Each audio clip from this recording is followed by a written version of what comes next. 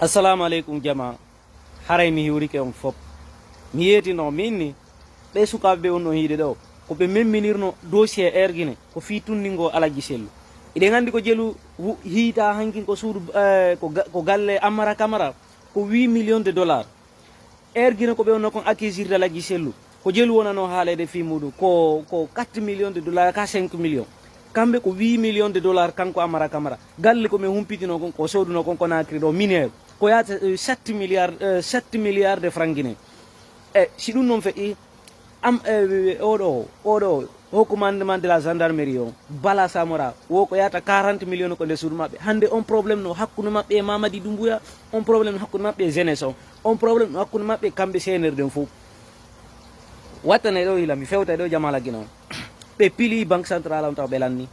o yi probléme wona ɗo haalede fi mum ko leydi meɗen jama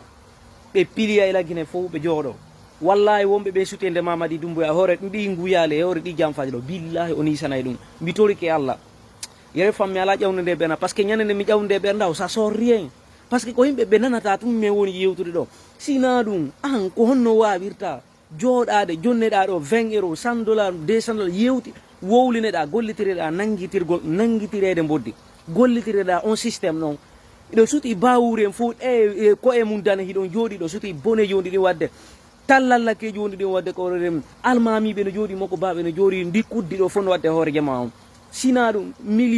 8 millions de dollars ɗum no wawi créé ande emploi ji sukaɓe fof ɓe heeɓa koɓe golla sukaɓe on 8 millions de dollars ɗo on no wawi ɗuman surtout no on 40 millions de dollars wonade haalede se trouve avec Bala Samora les bandits comme ça ɓe bandiɓe ɓe on no hiiɗi ɗo fof ɓe lanni pilide banque centrale on mi yowta ɗo mi profité ɗo Jamala Guiné fof jama ko fewdiɗen ɗo hande billahi ko fewdiɗen ɗo hande si tawi en jonnodiral juuɗe men nen fi immingol Mamadi Doumbouya ko laamu billahi ɓe waɗay kole o yi Mamadi Doumbouya o wattama haylinede si o yaltintake ko ɓe marumo par ce que ɓe hoolaki hoore maɓɓe si ɓe no hoolino hoore maɓɓe ɓe concentré notako ko feƴƴata e réseaux sociaux mbiɗa andi ɗo buye maɓɓe no arde abono ka page jan ɗo dara ko moni kon wolande ɓe ɗo par ce que ɓe andi ko réalité mi yennataɓe kono wattane yila moƴƴa jama si en wattanali ila en lanni yoolade o yi ndiyan nan woni yoolirde Jamala Guiné ka no woodi peeji buyi takko meɗen ɗo ndiyan ala arde ko maɓɓe ndungu e ceeɗu aseninirta nanguingui tuno wuule enen ndiyan nan arde ka meɗen ndiyan na hayno wadde masibo ka leydi meɗen on sikkude ko ɗon sikkude ko jaam addata ɗan ndiyan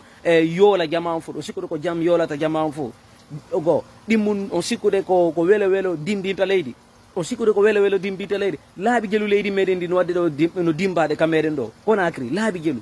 quartier ji no dimbaɗe en ala wolde fi ɗum noon ni en ala wolde fi ɗum noon hiɗen jooɗi ɗo ɗen sutena Mamadi e hoore ɗi guyali ɗo mi wondi wallahi kala suteɗo Mamadi e hoore koko on feƴƴude ɗo o nisanay